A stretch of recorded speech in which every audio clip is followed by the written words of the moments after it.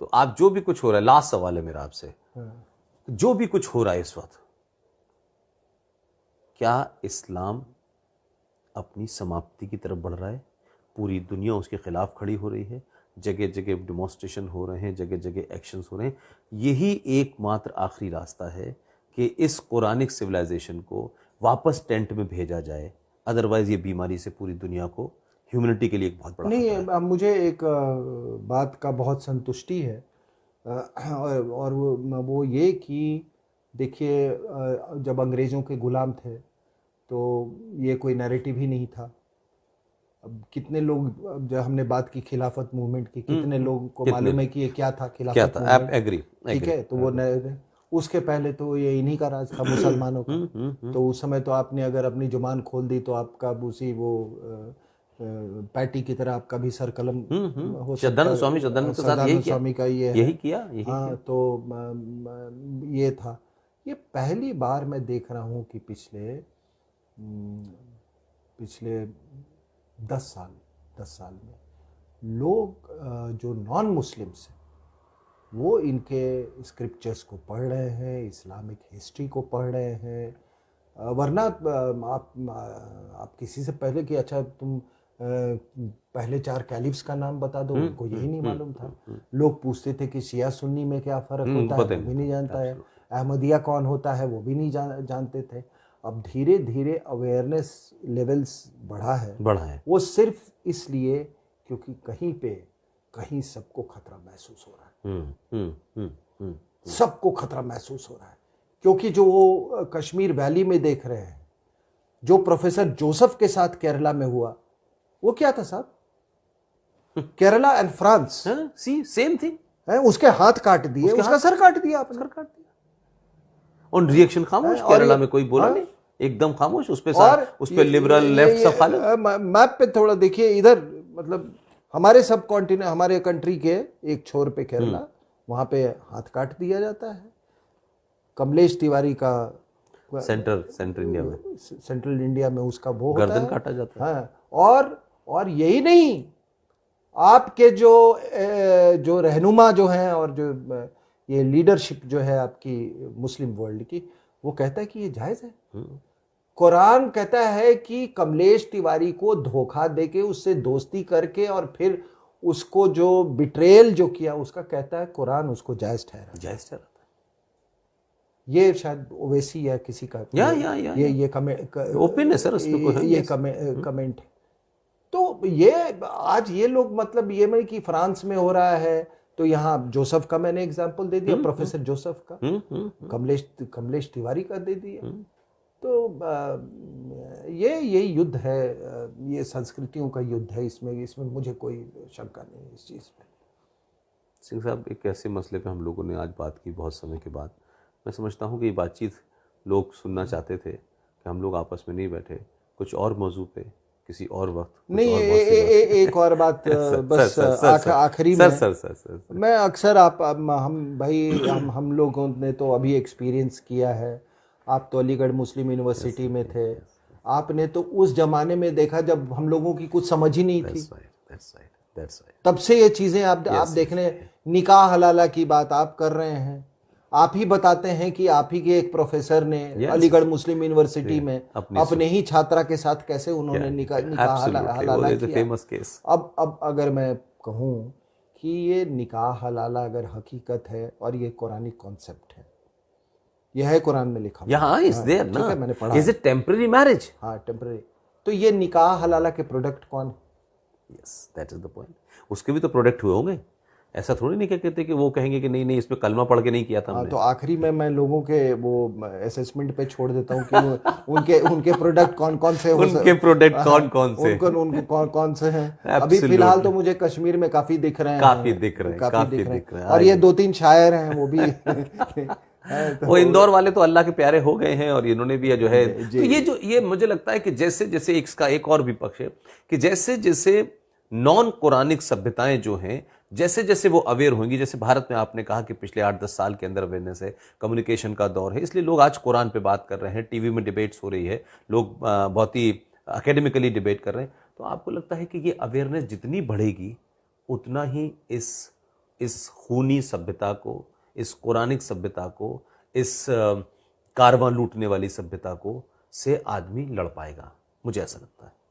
नहीं बिल्कुल, और आप लोगों ने बड़ा योगदान किया है। देखिए योगदान इस तरह, क्योंकि आपकी बात में ऑथेंटिसिटी है, आपकी बात में ऑथेंटिसिटी है, आपने वो पहलू आपने जिया है, जी है, इसलिए आपकी बात सुनते हैं। और जब आप बोलते हैं, आपके जैसे कुछ और लोग भी अब बोलना शुरू किए हैं, और जब ये मल्टीप्लाई और एम्पलीफाई होता है सोशल मीडिया में, जाने देखिए ज़िंदगी में शिक्षा केवल किताबें पढ़ के नहीं होती है।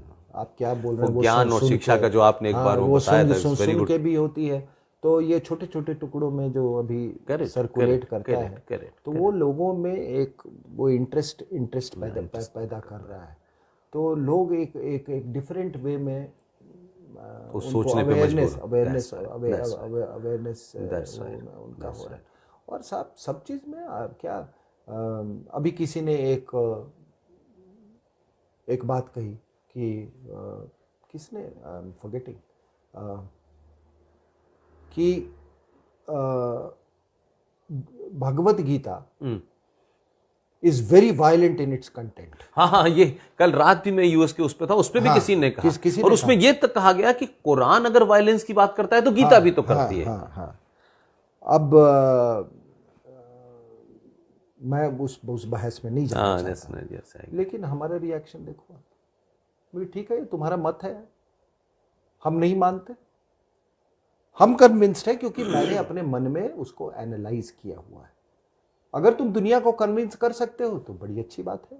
लेकिन इसमें एक और बात मैं जोड़ना चाहता हूं, मैंने कल भी ये जवाब दिया कि कुरान का गीता से कंपैरिजन हो ही नहीं सकता।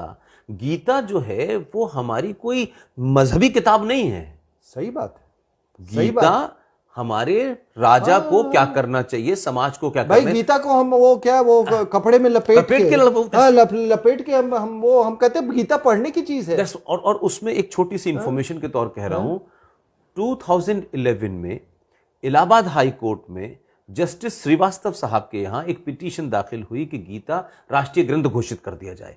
मुसलमान और क्रिश्चियंस ने उसको चैलेंज किया।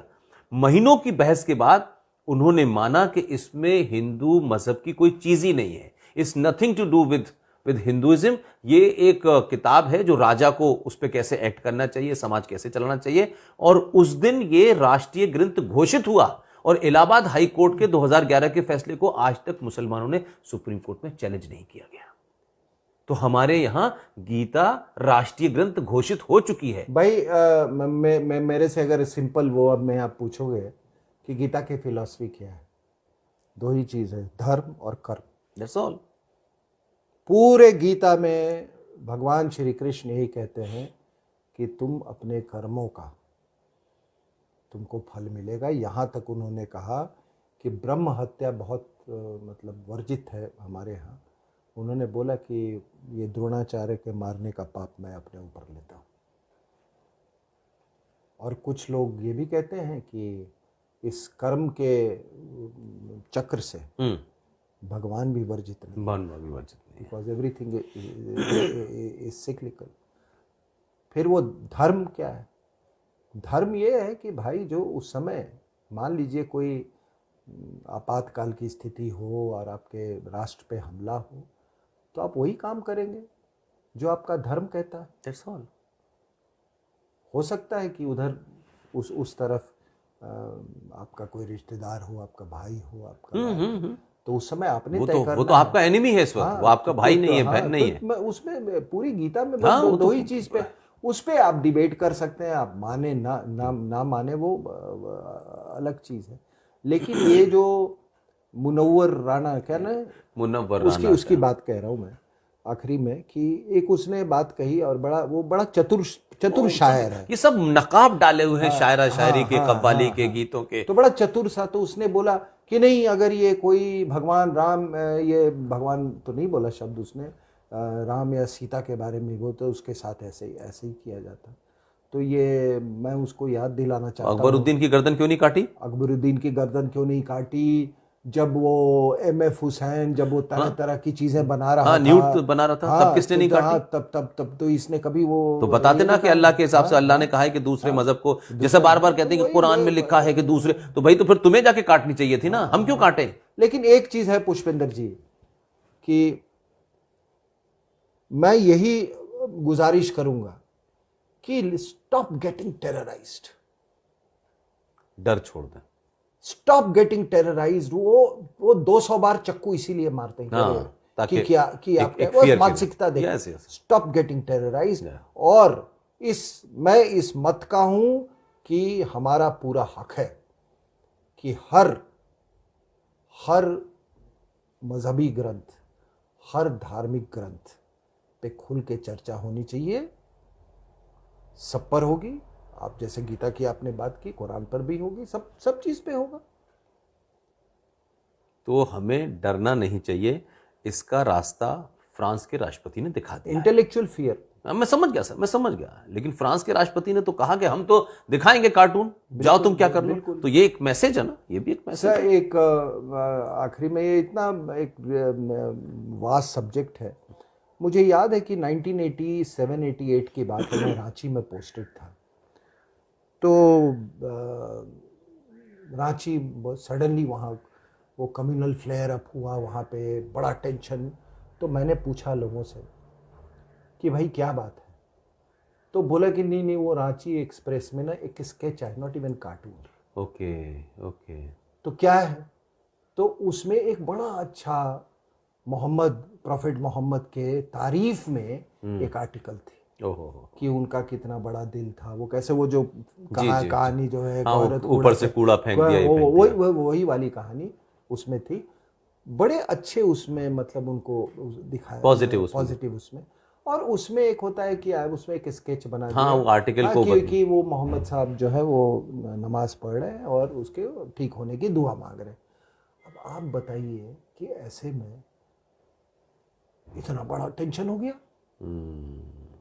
वो डिस्ट्रिक्ट मैजिस्ट्रेट को मैं जानता था, तो मेरे मतलब मैं उस समय जस्ट सियाचिन से हम लोग आए थे वहाँ पे रांची में, मेरी समझ भी नहीं आई कि ये मतलब बात क्या है, कि आप तारीफ भी नहीं कर सकते किसी की। और अगर किसी स्केच से भी इतनी नफरत है तो फिर हैप्पी बर्थडे किसका मनाते हो भाई? नहीं, पर वो जो घोड़ा है सफेद रंग का जिसके 2 पंख हैं, उस पे कौन बैठ के उड़ रहा है? फिर हैप्पी बर्थडे किसका है? और ये छुट्टी क्यों होता है हैप्पी बर्थडे के दिन? फिर हैप्पी बर्थडे क्यों बनती है? That's right. अगर गीता के उससे चलो तो आत्मा न मरती है न अमर है आत्मा है, तो तुम आत्मा का बर्थडे तो नहीं मना रहे हो ना? बिल्कुल। It's a contradiction, it's a political ideology. Birthday तो उसी का मनता है ना जो पैदा हुआ है, जो पैदा हुआ और जो फिर जिसका इंतकाल भी होता है। फिर आप उसका इंतकाल होता है तो आप उसका दिन याद करते हो। ये कहाँ का ये?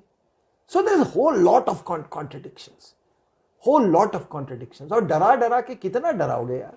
But I am so happy, हम लोगों की बातचीत में आज जो आपने एक वर्ड दिया है कि इट्स ए कुरानिक सिविलाइजेशन, बिल्कुल ये है असली, क्योंकि कुरान को बचा के रखो और तमाम सारी बातें कहते रहो, और जब जरूरत पड़े तो कुरान को निकालो, तो कुरान की गंदगी पता ना चले, कुरान में जो कुछ जहर भरा हुआ है वो बाहर ना आए, इसलिए कुरान के बारे में बात मत करो और डराओ। बिल्कुल। मुझे लगता है मजा आया आज बहुत दिन बाद आपसे बातचीत करके। Thank you. It's a pleasure talking to you sir. Thank you sir.